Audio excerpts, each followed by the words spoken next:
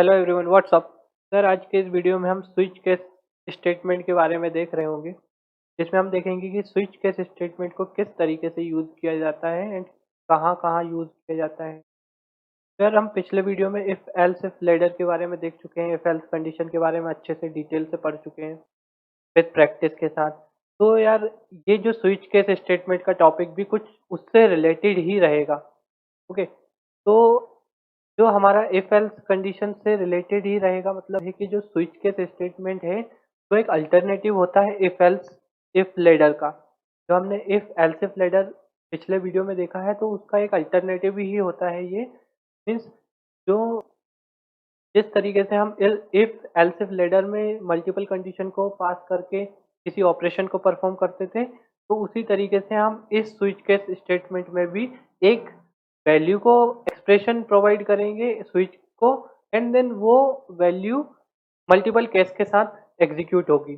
अगर वो condition true हो जाती है तो उस ब्लॉक ऑफ कोड को रन कर देगी, अदरवाइज दूसरे ब्लॉक ऑफ कोड में जाएगी। तो इस तरीके से सिंपल लैंग्वेज में बोल सकते हैं ये एक दूसरे से मिलते जुलते ही हैं। ओके, तो जो switch case statement is in C is an alternative of if else if ladder statement which allow us to execute multiple operation for the different possible value of a single variable called switch case। means हम एक operation एक switch case के अंदर एक value को provide कर सकते हैं, वो वैल्यू मल्टीपल ऑपरेशन को एग्जीक्यूट करेगी। मल्टीपल एग्जीक्यूट करने के बाद जो वैल्यू ट्रू होगी उस वैल्यू को वो प्रिंट कर देगी। तो बेसिकली कहने का मतलब यही है। And here we can define various statement in some multiple cases for different value of a single variable। Okay, तो अब हम नेक्स्ट स्लाइड में देखते हैं। तो यार ये स्विच केस का एक सिंटेक्स है कि इस तरीके से हम स्विच केस का यूज़ करेंगे। तो सबसे पहले हमारे पास एक स्विच कीवर्ड का यूज़ करना पड़ेगा, एंड उस कीवर्ड के अंदर हम जो पैरेंथेसिस का यूज़ करके इसके अंदर एक एक्सप्रेशन देंगे। एक्सप्रेशन में भी इंटीजर हो सकता है, कैरेक्टर हो सकता है, किसी टाइप का एक सिंगल वैल्यू भी दे सकते हैं। तो किसी टाइप का एक एक्सप्रेशन उसके अंदर दे सकते हैं। एंड देन फिर हमें उन केस को चेक करना है। केस क्या रहेंगे, ये वाली वैल्यू हम किसी भी प्रकार की वैल्यू डाल सकते हैं। हम चाहे 1 2 3 ए बी सी किसी टाइप की भी वैल्यू डाल सकते हैं। तो जो एक्सप्रेशन वाला पार्ट है, जो एक्सप्रेशन के अंदर हमारे पास जो वैल्यू आएगी वो वाली वैल्यू इन वैल्यू के साथ कंपेयर होगी। अगर वैल्यू इक्वल हो जाती है, जैसे हमने यहाँ पर 5 डाला और यहाँ पर फर्स्ट लाइन में सपोज 1 है हमारे पास। ओके, यहाँ पर हमारे पास 1 है, यहाँ पर 2 है। तो अगर वैल्यू यहाँ पर मिल जाती है तो यही इस कोड को रन कर देगा। मीन्स ये वाली वैल्यू 5 है और 5 यहीं मिल गई, तो इस कोड को रन करके ये ब्रेक कर देगा। ब्रेक का काम होता है कुछ कोड को, ब्लॉक ऑफ कोड को स्टॉप कर देना। ठीक है, अगर नहीं मिलती है तो इस वाली वैल्यू के साथ कंपेयर होगा। यहाँ भी नहीं मिलती है, नेक्स्ट वाली के साथ, नेक्स्ट वाली के साथ, इस तरीके से कंपेयर होता चलेगा। और अगर एट द एंड जाकर फिर भी नहीं मिलती है, देन डिफ़ॉल्ट के अंदर जाकर उस कोड ब्लॉक ऑफ कोड को एग्जीक्यूट कर देगा कि हमारे पास जो वैल्यू है वो इस स्टेटमेंट के अंदर अवेलेबल नहीं है। तो इस कोड को हम एक बार कंपाइलर पर रन करके देखते हैं। ओके, तो हमारे पास सबसे पहले तो एक वैल्यू प्रोवाइड करना है। तो हम सबसे पहले एक यूज़र से वैल्यू को प्रिंट करा लेते हैं। Inter a value. अब वो वैल्यू कुछ भी है, हो सकती है इंटीजर, कैरेक्टर, कुछ भी। तो हम लेट्स सपोज ए ले लेते हैं वैल्यू। वैल्यू नाम रख लेते हैं उसका, एंड उसकी वैल्यू को हम यूज़र से प्रिंट करा लेते हैं। Percentage D and then value. Okay, तो ये हमारे पास हमने यूज़र से वैल्यू को प्रिंट करा ली। अब हम स्विच केस का यूज़ करेंगे। तो स्विच, यहाँ पर स्विच लिखेंगे, इसके अंदर हम कुछ भी एक्सप्रेशन दे सकते हैं। एक्सप्रेशन मीन्स जो हम यहाँ पर वैल्यू ले रहे हैं उस वैल्यू को ही यहाँ प्रिंट कर देंगे। यहाँ पर इस एक्सप्रेशन के रूप में उस वैल्यू के अंदर डाल देंगे। अब हमें केस चेक करना है, क्या हम यहाँ पर 1 लेते हैं। ओके, यहाँ पर हमें एक चीज याद रखना है, यहाँ पर हम सेमी कॉलन यूज नहीं कर रहे हैं, यहाँ पर कॉलन यूज कर रहे हैं। हर स्टेटमेंट के एंड में सेमी कॉलन लगता है, लेकिन हम केस के साथ कॉलन का यूज कर रहे हैं। ये चीज हमेशा याद रखना। देन हम प्रिंट करेंगे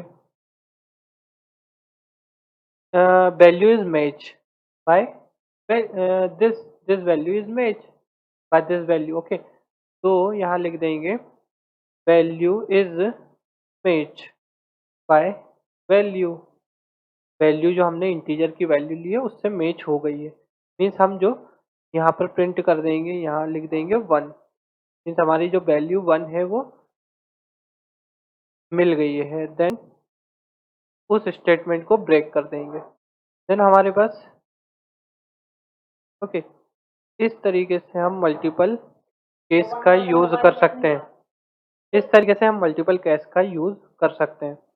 देन हम सेकेंड केस का यूज करेंगे 2 colon print F value is match by 2। जो हमारी वैल्यू है वो 2 से मैच हो गई। देन उस स्टेटमेंट को ब्रेक कर देंगे। मीन्स यहाँ हमारी वैल्यू मिल गई है एंड फिर हम उस ब्लॉक ऑफ कोड से बाहर आ जाएंगे। अगर नहीं मिलती है तो हम इस कोड को और आगे बढ़ा लेते हैं। 3 ओके, 3 का यूज करेंगे। ओके, 3 देन यहाँ पर हम सेमी कॉलन वो कॉलन का यूज करेंगे। ओके, कॉलन देन हम प्रिंट एफ स्टेटमेंट का यूज करके हम यहाँ लिख देंगे वैल्यू इज मैच बाय 3। तो कहने का मतलब ये है, यहाँ हम कितने भी केस के अंदर जो स्विच स्टेटमेंट है उसके अंदर हम कितने भी केस यूज कर सकते हैं। ओके, ये केस यूज कर लिया। अब इसके एंड में हम अगर इन तीनों के अंदर नहीं आती है तो हम क्या करेंगे, एक डिफॉल्ट रहता है उसके अंदर हम उस उस लाइन को प्रिंट कर देंगे कि value is not available in it. Okay, हम बता देंगे कि हमारे पास जो वैल्यू दी गई है यहाँ पर वो इन तीनों केस में अवेलेबल नहीं है। Value is not available. Okay, यहाँ पर वैल्यू इज नॉट अवेलेबल और फिर इस कोड से बाहर आ जाएंगे। तो अब इस प्रोग्राम को हम रन करके देखते हैं। ओके, तो ये हमारा प्रोग्राम सक्सेसफुली रन हो गया।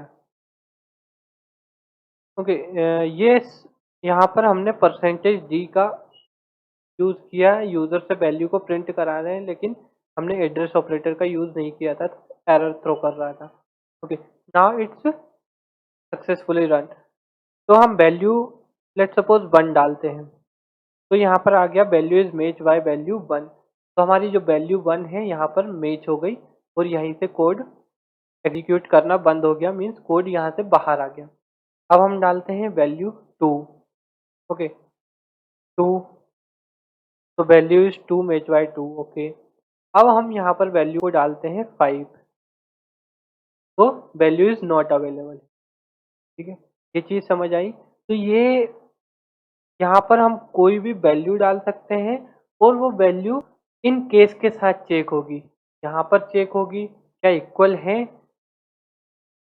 वैल्यू जो हम डाल रहे हैं वैल्यू इक्वल टू हम ये ऑपरेटर का यूज कर चुके हैं, बिटवाइज ऑपरेटर होता है। ठीक है, तो जो वैल्यू हमारी क्या 1 के बराबर है, अगर है इफ यस देन इस कोड को रन कर दो, अगर नहीं है तो इस कोड को चेक करो।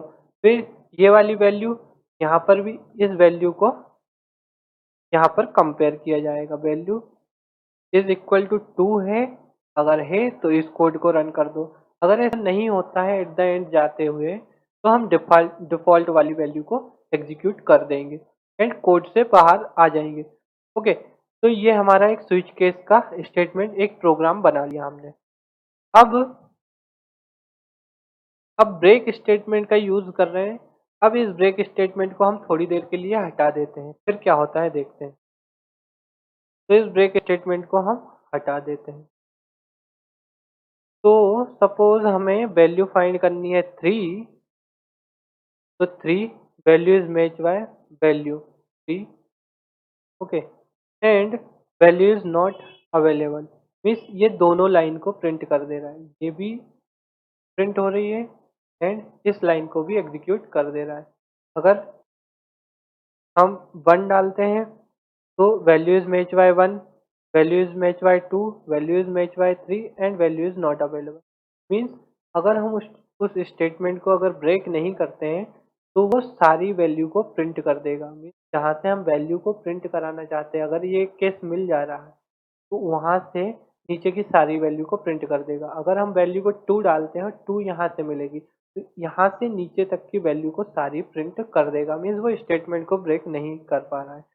ओके, तो इस तरीके से हम स्विच केस स्टेटमेंट का यूज़ कर सकते हैं। अब हमारे पास ये हमने स्विच केस का सिंटेक्स भी देख लिया, उसके बारे में भी कोड करके देख लिया। अब हम देखते हैं कुछ रूल्स, स्विच केस स्टेटमेंट के कुछ रूल्स होते हैं। तो रूल्स क्या है कि हम स्विच के जो हम एक्सप्रेशन का यूज़ करते थे, जो एक्सप्रेशन का यूज़ करते थे तो वो मस्ट बी एन इंटीजर और कैरेक्टर। जब हम एक्सप्रेशन का यूज़ करते थे तो करते हैं तो वो जो या तो इंटीजर होता है या कैरेक्टर उसका यूज़ कर सकते हैं।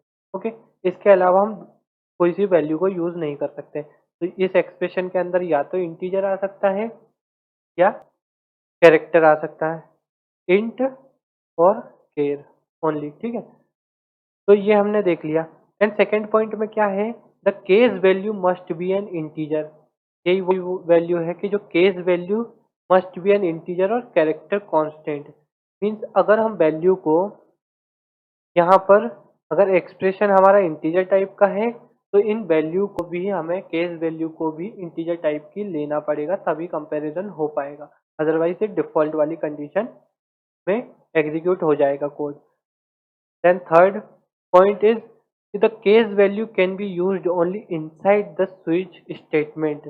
जो हमारी केस की वैल्यू है वो केवल स्विच स्टेटमेंट के अंदर यूज की जा सकती है, ठीक है। केस वाली वैल्यू मीन्स जो केस है यहाँ पर केस को हम सिर्फ इस स्विच स्टेटमेंट के अंदर यूज कर सकते हैं, इस केस को बाहर यूज नहीं कर सकते, ठीक।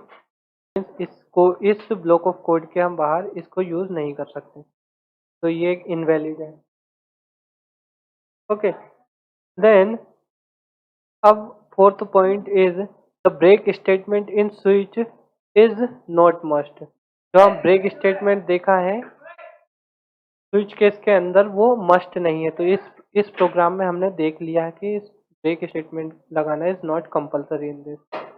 ओके, तो ये भी हमारा हो गया कि फोर्थ पॉइंट भी कंप्लीट कि जो ब्रेक स्टेटमेंट इन स्विच के अंदर जो ब्रेक स्टेटमेंट कंपलसरी नहीं है, इट्स ऑप्शनल। अगर यूज करना है तो हम कर सकते हैं, otherwise there is no need. Okay, if there is no break statement found in the case all the case will be execute.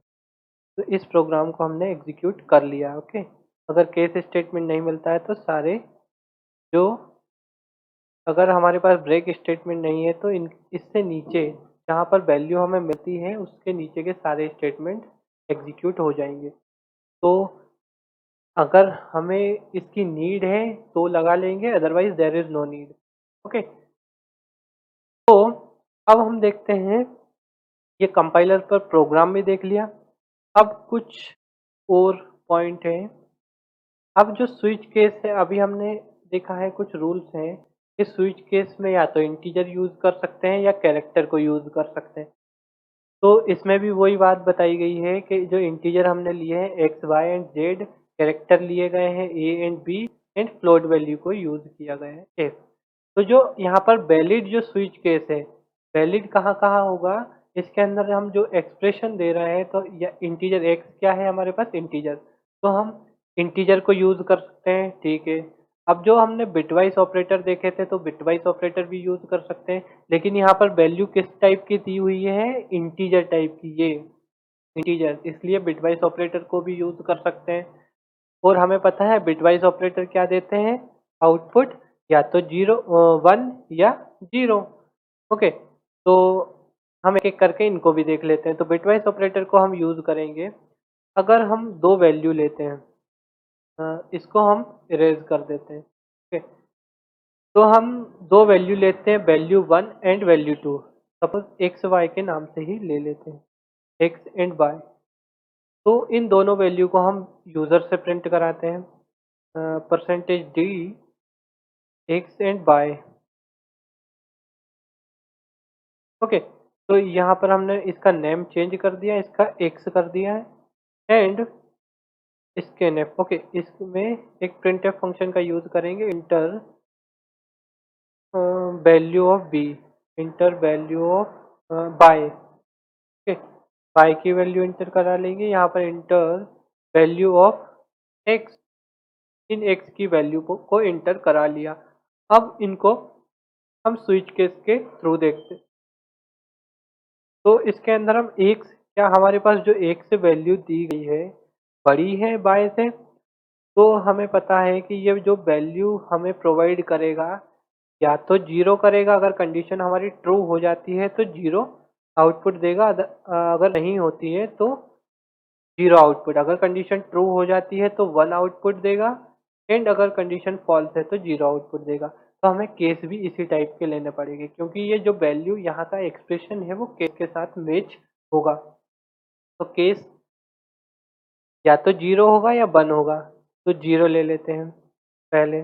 Okay, तो हम यहाँ लिख देंगे condition is true, condition is true means x जो हमारा है वो बड़ा है, ठीक है, एक्स ग्रेटर है बाय से।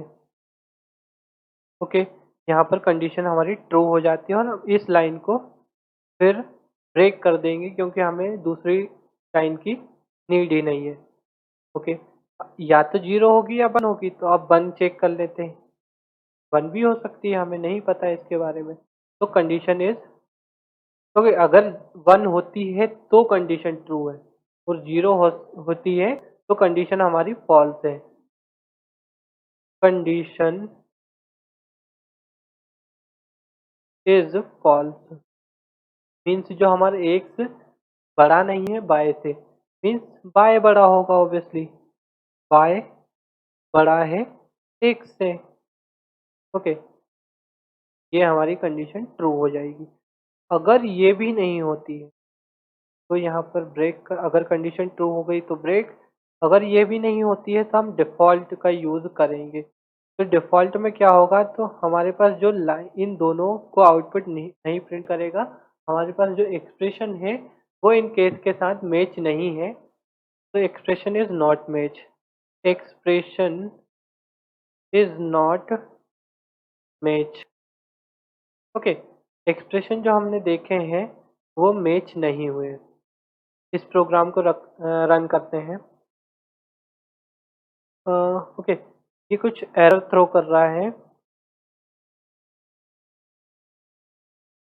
सर एरर हमने सर हमारा एरर यहाँ पर सिंपली ये था कि हमने यहाँ पर प्रिंटफ का यूज़ कर लिया था, क्योंकि हम यूज़र से वैल्यू को इंटर करा रहे हैं, तो हम स्कैनफ फंक्शन का यूज़ करें, नॉट प्रिंटफ। अब इस प्रोग्राम को हम रन करके देखते हैं। तो ये प्रोग्राम रन हो गया। हम ए की वैल्यू को प्रिंट करते हैं 5, बी की वैल्यू 4। तो हमारे पास जो कंडीशन हमारी ट्रू हो गई। ओके, एक बार हम ए की वैल्यू बी की वैल्यू को चेंज करके देखते हैं। ए की वैल्यू हमारे पास 55 है, बी की वैल्यू हमारे पास 65। क्या X is greater than Y है? नहीं, तो कंडीशन फॉल्स है। ओके, तो जो हमारे पास बाय है, हमारे पास जो ग्रेटर होगा एक्स से। तो इस कंडीशन को, इसको भी हम इस तरीके से यूज़ कर सकते हैं, ठीक है। फिर हमारे पास यहाँ आ जाता है। ओके, तो इसके बाद हम देखते हैं कि जो हमारे पास स्विच केस देख लिया, जो कि 0-1 के लिए यूज़ होता है एक बिटवाइज़ ऑपरेटर के लिए। ओके, तो इसके बाद फिर हमारे पास है एक कैरेक्टर वैल्यू। तो जो हम कैरेक्टर वैल्यू को यूज़ करते हैं तो बेसिकली हमें ये बताती है कि जो हमारे पास कैरेक्टर किस टाइप का है। ओके, फिर कैरेक्टर से चेक करेगी ये वैल्यू। तो हम किसी भी वैल्यू को प्रिंट कराकर उसके कैरेक्टर से चेक करा सकते हैं एंड उसकी मैचिंग देख सकते हैं। तो ये जो हमारा जो कैरेक्टर है तो ऑब्वियसली कैरेक्टर तो कंपैरिजन करेगा नहीं, तो उसे वो कैरेक्टर टू आस्की वैल्यू से कंपेयर करेगा। तो जो आस्की वैल्यू है वो कैरेक्टर को आस्की वैल्यू में कन्वर्ट करेगी और फिर उससे चेक करेगी। तो एक आस्की वैल्यू का हमारे पास एक अलग डिफरेंट टॉपिक होता है। फंक्शन फंक्शन भी हमारे पास एक डिफरेंट टॉपिक है, तो इसके बारे में हम अगले आने वाले वीडियो में देख रहे होंगे, ठीक है, क्योंकि ये एक अलग ही टॉपिक है। तो फिर अब ये तो हमारे पास वैलिड हो गया कि जो हाँ एक फ्लोट, तो जो हम वैल्यू जो है ये तो वैलिड हो गया, लेकिन अब इनवैलिड किसके लिए था, फ्लोट वैल्यू के लिए यूज नहीं कर सकते। जैसा कि अभी हमने रूल्स में देखा था कि हम only integer and character type का ही यूज कर सकते हैं डेटा, तो हम फ्लोट वैल्यू को यूज नहीं कर सकते। अब इसको भी देख लेते हैं कैसे यूज नहीं कर पा रहे हैं। तो यार हम एक वैल्यू को प्रिंट कराते हैं यहाँ पर, एक एक फ्लोट वैल्यू ले लेते हैं। फ्लोट टाइप की एक एक वैल्यू ले ली हमने। अब यहाँ पर एक्स को पास कर दिया। ओके, तो एक्स को यहाँ पर इसको परसेंटेज एफ कर देंगे, एक्स को वैल्यू पास करेंगे तो यहाँ पर कुछ भी हो सकता है। लेट सपोज हम 2.5 ले लेते हैं, एक 5.5 ले लेते हैं और डिफ़ॉल्ट कर लेते हैं। तो इसको रन करके देखते हैं अब क्या होता है। ओके, तो यहाँ पर ये बोल रहा है switch quantity not an integer, जो स्विच की क्वांटिटी है इंटीजर नहीं है और ये रन नहीं कर सकता। केस लेवल does not reduce to an integer, ठीक है, तो इंटीजर में रिड्यूस नहीं कर सकता, ये फ्लोट है, तो हम फ्लोट को यूज़ नहीं कर सकते। ओके, ये इसका एक ड्रॉबैक है। अब इस तरीके से वैल्यू को भी हम यूज़ नहीं कर सकते, क्योंकि हम एक एक्स तो इंटीजर दे रहे हैं, लेकिन जो इसमें वैल्यू एडिशन होगी तो वो इसको फ्लोट बना देगी। लेट्स सपोज हमारे पास एक इंटीजर 5 है और 5 में अगर 2.5 को ऐड करते हैं तो जो आंसर होगा 7.5, तो हमारे पास ये वैल्यू क्या हो जाएगी, फ्लोट। तो ये भी एक फ्लोट वैल्यू बन जाएगी। तो इस एक्सप्रेशन के अंदर इस टाइप का एक्सप्रेशन भी यूज़ नहीं कर सकते। इंटीजर के साथ हम किसी वैल्यू को, फ्लोट टाइप की वैल्यू को ऐड नहीं कर सकते, ठीक है। अब हमारे पास आ जाती है जो कैरेक्टर के लिए या इंटीजर पास करते हैं, ठीक है। अब कैरेक्टर को चेक कर लेते हैं। हम कैरेक्टर भी चेक कर सकते हैं, एक एक्सप्रेशन में कैरेक्टर डाल दिया फिर कैरेक्टर को चेक करते हैं। इस टाइप से हम वैल्यू को चेक कर लेते हैं। अब इस कैरेक्टर की वैल्यू को हम चेक करके देखते हैं। हमारे पास यहाँ पर एक कैरेक्टर दिया हुआ है। ओके, यहाँ पर परसेंटेज सी कैरेक्टर है। Okay, x is a character. ये हमारे पास एक एक कैरेक्टर है। अब इस कैरेक्टर के अंदर हम ए बी सी कुछ भी यूज कर सकते हैं। कैरेक्टर कोई अल्फ़ाबेट हो सकता है, टेबल की कोई काउंट हो सकती है, 1 2 3 हो सकता है, कुछ भी हो सकता है। वो अगर इस सिंगल कोड के अंदर लिख रहे हैं तो वो कैरेक्टर बन जाएगा। अगर हम यहाँ पर 1 लिख रहे हैं, ये 1 हमारे पास एक इंटीजर है, लेकिन इस 1 को अगर हम सिंगल कोड के अंदर लिख देते हैं तो वो कैरेक्टर की तरह यूज होगा, ठीक है। तो ये कैरेक्टर ए बी ले लेते हैं, सी ले लेते हैं, कुछ भी इसके अंदर और भी कैरेक्टर यूज कर सकते हैं। केस कितने मल्टीपल केस यूज कर सकते हैं। सी कैरेक्टर ले लेते हैं, colon printf character is C, और इज सी, हमारे पास जो कैरेक्टर है सी है।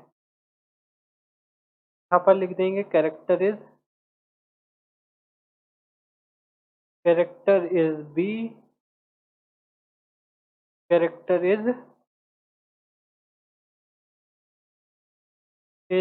ए। ओके, इस तरीके से हम कैरेक्टर को भी चेक करते हैं। अब इसको रन करते हैं।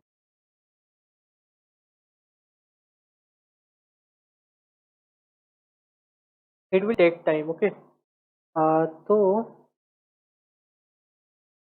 ये आ गया। तो हम किसी भी कैरेक्टर को प्रिंट करते हैं। लेट सपोज अगर ए प्रिंट करते हैं तो कैरेक्टर इज ए। अब हम किसी और के दूसरे कैरेक्टर को भी प्रिंट करा सकते हैं। इस तरीके से हम बी को प्रिंट करा सकते हैं, सी को, किसी भी टाइप के कैरेक्टर को प्रिंट, बी को प्रिंट करा सकते हैं। बी अगर प्रिंट करते हैं तो बी प्रिंट हो जाएगा, सी करते हैं तो सी हो जाएगा। Character is C and expression is not matched. अब ये एक्सप्रेशन इज नॉट मैच क्यों चल रहा है? क्योंकि हमने इसके बाद कोई ब्रेक स्टेटमेंट नहीं यूज किया है। अब इसमें हम कैरेक्टर ऐसा देंगे जो इसमें अवेलेबल नहीं है। हमारे पास ए दिया हुआ है, बी दिया हुआ है एंड सी दिया हुआ है, तो हम एस का यूज करते हैं।